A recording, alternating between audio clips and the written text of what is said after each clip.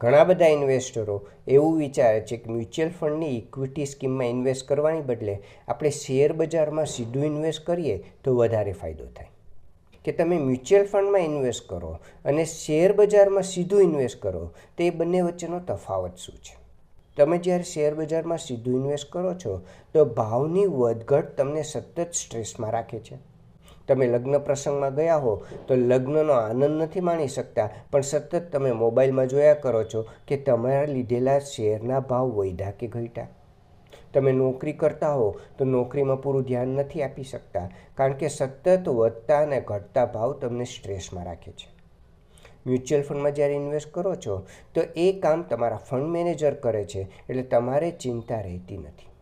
એટલે મ્યુચ્યુઅલ ફંડમાં ઇન્વેસ્ટ કરો તો તમે બિલકુલ સ્ટ્રેસ ફ્રી રહો છો. શેર બજારમાં સીધું ઇન્વેસ્ટ કરો તો તમારી લાઈફ પર્સનલ હોય કે પ્રોફેશનલ ખૂબ જ સ્ટ્રેસમાં રહે છે.